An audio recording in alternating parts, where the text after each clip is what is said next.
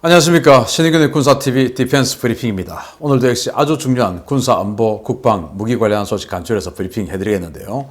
자, 지금 중동에서 연일 이상한 파열음이 나오고 있고 터키 굉장히 희한한 일을 벌이고 있습니다. 한번 보겠습니다.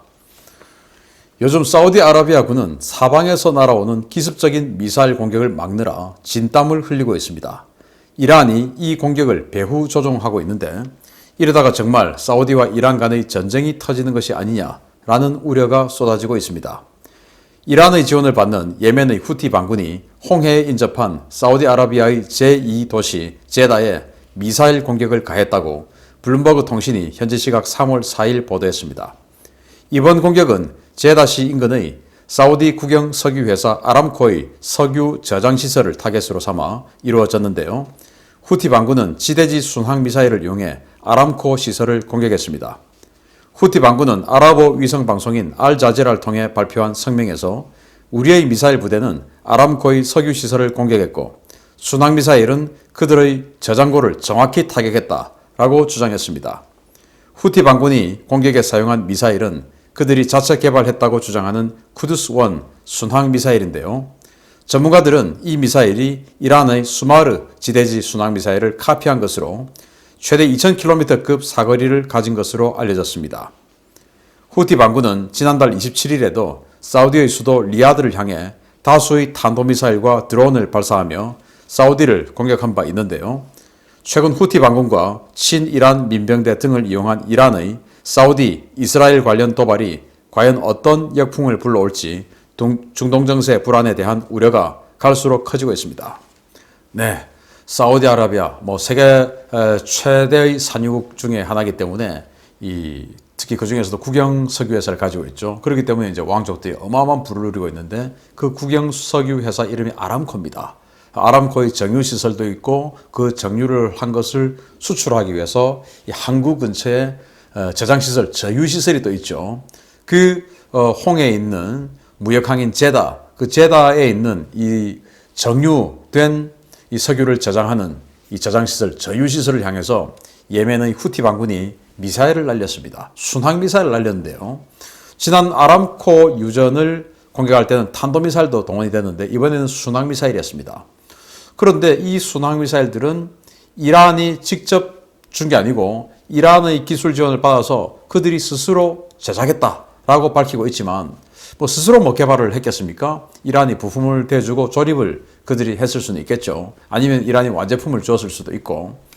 후티 반군, 우리는 반군 그러면 부족 단위로 이렇게 조금 산발적으로 소규모로 정부군에 대항하는 이 정도를 생각할 수 있는데 여기 이 후티 반군은 지금 현재 예멘의 상당 부분 대부분을 지금 장악을 하고 오히려 정부군보다 더 많은 지역을 장악하고 거기에서 징수, 세금을 걷고 있는 이런 준국가적인 행위를 하고 있어요. 세금을 걷지 못하면 이런 예산을, 비용을 만들어낼 수가 없죠. 그래서 과거 이제 이 IS가 이라크, 시리아 지역을 장악하고 세금을 걷었지 않습니까? 이 후티 반군도 마찬가지로 세금을 걷고 있습니다. 그 비용으로, 그 돈으로 이렇게 공격 행위하는 아주 고가치의 미사일들, 탄도미사일, 순항미사일 이런 것들을 만들어내고 도입해서 공격을 하고 있는데 예멘 정부군이 이런 식으로 가다가는 지금 아무리 사우디가 지원하고 하더라도 사우디가 예멘에게 지원한 것이 그 다음에 보니까 후티 반군에게 가 있고 이게 마치 과거 미국이 월남 정부에게 지원했더니 그게 그 다음날 베트콩에게 그 무기가 가 있고 그 무기로 다시 공격하고 하는 일이 벌어지고 있던 그 상황이 지금 사실은 예멘에서 벌어지고 있어요. 사우디는 예멘 정부를 지원합니다. 그런데 그 무기가 또 그 자원이 후티 반군에게 바로 가요. 그래서 우리 한국이 사우디에게 판매했던 현궁 대전차 미사일 그게 예멘군에 사우디가 지원했고 그게 지금 후티 반군에게 또 가 있고 이제 이런 상황도 지금 현지 유튜브를 통해서 알 수가 있듯이 참 희한한 상황인데 어쨌든 이 배후에는 이란이 있습니다. 그래서 사우디 그리고 이란에게 역시 지속적으로 공격과 최근에 테러를 받고 있는 이스라엘 이런 나라들이 과연 이 이란의 행태에 대해서 인내할 수 있을까라는 것을 보면 그 도를 지금 점점 임계점에 다다르고 있죠. 그래서 제가 데일리 디펜스를 통해서 국방TV를 통해서 조금 심층적으로 분석을 한번 해드릴 텐데 이거 지금 이 중동 정세가 미국을 제외하더라도 굉장히 심각한 단계까지 가고 있다. 이란 때문에 이스라엘과 사우디가 어쩌면 뭉칠 수도 있다라는 지금 정황을 보이고 있고 그걸 제가 확실하게 분석을 한번 해드리겠습니다. 두 번째 소식입니다. 터키인데요. S-400 시대공 미사일 도입에 따른 미국의 제재로 공격 헬기 생산이 불가능해진 터키가 전동 모터에 의해 구동되는 무인 전동 공격 헬기를 개발하고 있다는 소식입니다. 과연 이 무인 공격 헬기가 기존의 T-129를 대체할 수 있을지 주목됩니다. 터키 항공우주산업 즉 타이가 지난 2월 25일 앙카라 인근 모체에서 실시된 신형 무기 전시회에서 터키군이 요구한 무인 전동 공격 헬기를 선보였다고 현지 매체들이 일제히 보도했습니다. 터키 국방부의 요구에 의해 지난 2017년부터 개념 연구가 시작된 T-629 프로젝트는 터키가 이탈리아의 A129 망구스타 헬기를 기반으로 개발한 T-129 공격 헬기 설계를 참고해서 이를 무인화한 것인데요. 터키는 동력 계통 조달 문제를 해결하기 위해 이 헬기에 전기 모터를 이용한 동력 계통을 적용했습니다. 전동식 모터에 의해 작동되는 이 헬기는 전기를 이용한 헬기답게 소음이 대단히 적으며 기존 T-129 헬기의 부품과 장비를 대거 활용해 T-129 공격 헬기 수준의 강력한 공격 능력을 보유하고 있다는 것이 타이 측의 설명입니다. 이 헬기는 20mm 기관포는 물론 70mm 유도 로켓, 또 터키가 자체 개발한 엘 유마타스 대전차 미사일을 탑재할 수 있어서 무장 능력 면에서는 T-129를 완전히 대체할 수 있다는 평가가 나오고 있습니다. 문제는 6톤에 달하는 대형 기체를 실제로 띄우고 장시간 채공하기 위한 고성능 모터와 경량화된 고효율 배터리를 터키가 조달할 수 있느냐 하는 것인데요. 이런 무기를 만들기 전에 차라리 S-400 미사일을 포기하고 미국에 제재 해제를 요청하는 것이 더 효과적이라는 비판도 쏟아지고 있습니다. 이 헬기입니다. 지금 뭐 영화에 출연하면 딱 맞을 정도로 아주 전위적으로 생겼는데 사실 이게 이제 터키의 T-129 망구스타의 발전형이죠. 그 T-129하고 똑같이 생겼습니다. 똑같이 생겼는데 그걸 이제 껍데기를 씌웠죠. 그렇게 해서 무인 헬기로 만들었고 놀라운 것은 여기 지금 엔진 부분에 구멍이 막혀 있습니다. 엔진은 공기를 흡입해서 그 공기를 이제 연소 폭발을 시켜야 출력이 나오죠. 파워가 나오죠. 그런데 여기는 막아놨습니다.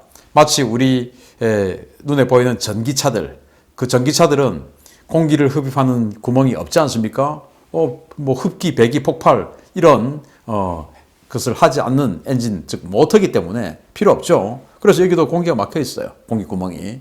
그래서 안에 모터가 들어 있습니다. 모터로 돌리니까 얼마나 조용하겠습니까? 문제는 우리 지금 전기차 시장도 마찬가지지만 도대체 이 차량을 한번 충전해서 얼마나 오랫동안 달릴 수 있게 만드느냐, 이게 핵심 아니겠습니까?